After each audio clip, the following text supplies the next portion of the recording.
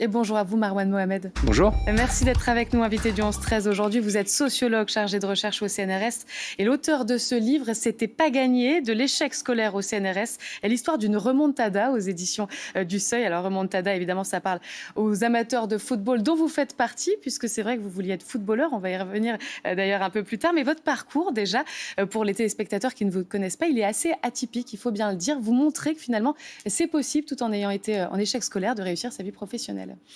Oui, alors j'ai voulu raconter cette histoire-là et surtout dire que, de raconter comment un parcours singulier, c'est-à-dire le fait d'avoir été au collège, d'avoir été en échec scolaire, d'avoir raté mon brevet des collèges, d'avoir été orienté en BEP comptabilité, d'avoir aussi raté mon BEP et d'être sorti du système scolaire. Et finalement, 5 ans après, de m'être accroché avec une équivalence de bac pour finir par des études universitaires de sociologie et enfin réussir le concours du CNRS. C'est Et intéressant donc, d'être resté d'ailleurs dans le système scolaire alors que vous-même, vous étiez plutôt à l'inverse de ça, puisque vous n'étiez pas du tout scolaire, comme on dit. pas du tout. Pas du tout, non, mais j'ai appris à travailler. Mais vraiment, concrètement, j'ai appris à travailler quand je me suis inscrit à l'équivalence de bac, parce que il fallait tenter la chose, donc il fallait quand même travailler un petit peu. Donc c'est à ce moment-là que j'ai Vous avez appris eu à ce goût. travailler. Ouais. Oui, mais ce que je voulais aussi raconter, d'abord dire que c'est un long chemin, que ça n'a pas été extrêmement évident, mais surtout raconter le fait que à chaque étape, il y a eu énormément de monde qui m'a tendu la main. Il y a eu des dispositifs de solidarité, il y a eu beaucoup de complicité humaine, et c'est aussi à ça que je voulais rendre hommage, notamment parce que ça vient à un rebours d'une tendance très individualiste, un discours de je me suis fait tout seul, Et quand d'abord, on veut, on peut, et je ouais. voulais vraiment raconter et dire les choses telles qu'elles sont passées finalement. Et si on refait le match, justement, pour prendre aussi une image de football, vous le dites, donc je n'ai jamais rêvé plus jeune de devenir sociologue. Ma seule vocation, gamin, était on ne peut plus banale, c'était de devenir footballeur professionnel. D'ailleurs, vos chapitres, ils reprennent la chronologie finalement d'une carrière de footballeur, du vestiaire au jeu en profondeur et entre les lignes, en passant par l'échauffement. Pourquoi ça a été si laborieux pour vous? Déjà, vous parlez de décrochage scolaire. Pourquoi vous en êtes arrivé là? C'était le cadre, c'était l'environnement, c'était le fait de devoir travailler, c'était quoi? La discipline, le Non, contenu des c'était cours? c'est déjà parce que je grandis dans une famille d'origine populaire, donc mes parents, ils ont la chance de savoir lire et écrire, mais ils sont très occupés par leur travail qui est très épuisant. Et puis, il faut très tôt qu'on soit très autonome, c'est-à-dire qu'on Ouais. n'a pas de supervision, d'accompagnement scolaire en tant que tel. On a beaucoup d'injonctions. Est-ce que vous avez fait vos devoirs? C'est très important, mais personne pourra les vérifier Ouais. derrière, mais parce que mes parents travaillaient beaucoup, hein. Et donc, mes sœurs ont été plus autonomes que moi.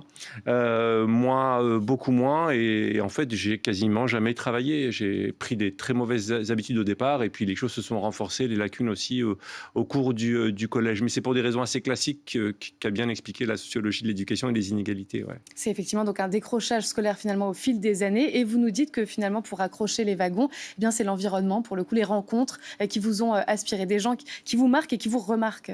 Oui, parce que moi, j'ai 17 ans, 18 ans. Enfin non, 17 ans, je sors du système scolaire et puis je traîne un peu, je suis dans ma torpeur. Et puis très rapidement, au moment où je finis ma scolarité, il y a des animateurs du centre social que je fréquente comme ado Mhm. qui me repèrent, qui me voient glisser.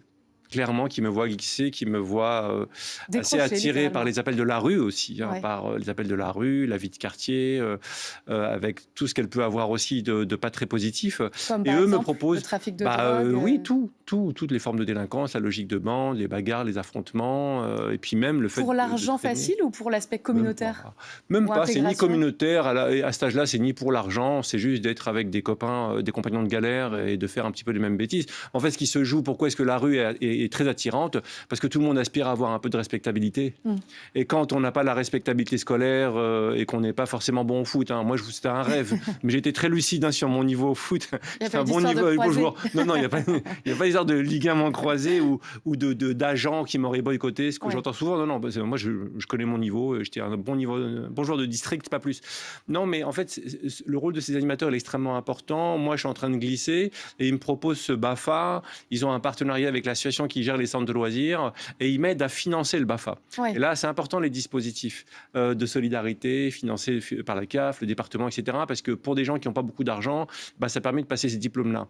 Une fois que j'ai ce BAFA, ils m'aident à trouver mon premier emploi et ça change beaucoup de choses parce que quand on est animateur, on travaille avec des enfants de maternelle ou de primaire, il y a tout de suite une espèce de devoir de respectabilité. De Devant les parents, responsabilité aussi. de responsabilité, Ouais. oui, de responsabilité. Je ne sais pas pourquoi je parle de respectabilité, vous avez raison. De responsabilité morale, on est une forme d'exemple. Et tout de suite, moi, j'ai senti cette espèce de pression. Je croise les parents, je croise les enfants, je ne peux pas faire n'importe quoi. Et du coup, il faut embarquer les enfants qui sont évidemment en décrochage scolaire. Vous l'avez été et c'est ce que vous voulez faire passer aussi comme message aujourd'hui, de dire qu'il y a des solutions.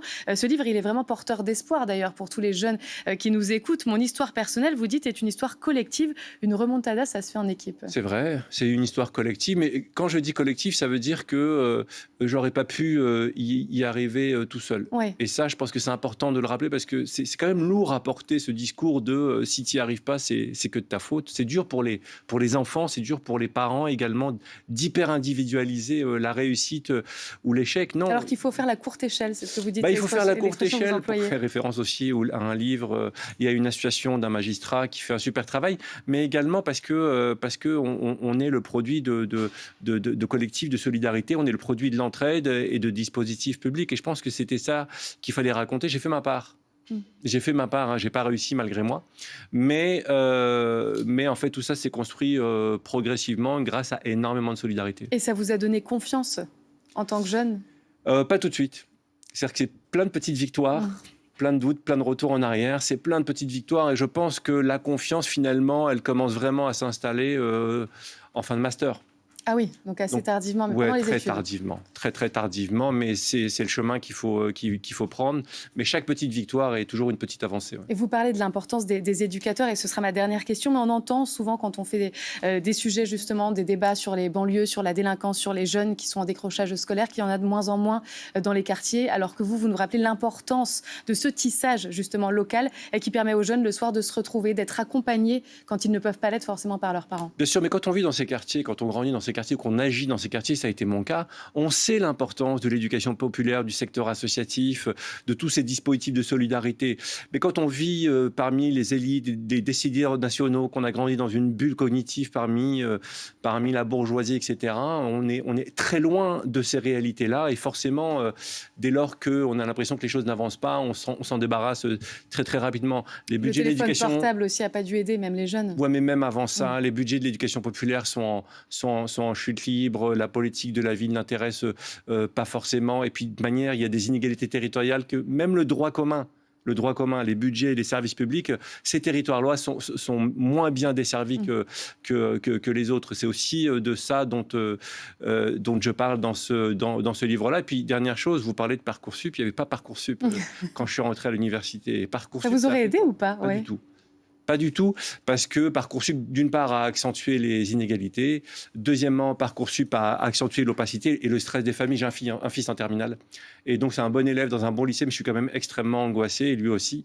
Et je pense que c'est le cas de tous les parents aujourd'hui qui doivent affronter la plateforme. Mais surtout, à l'époque, je pouvais aller négocier avec le département, je pouvais aller négocier une inscription, raconter mon histoire, etc. Et là, c'est déshumanisé. Non, c'est complètement déshumanisé.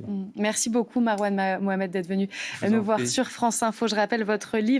C'était pas gagné, on le revoit à l'image de l'échec scolaire au CNRS, l'histoire d'une remontada donc aux éditions du Seuil. Et c'est ainsi que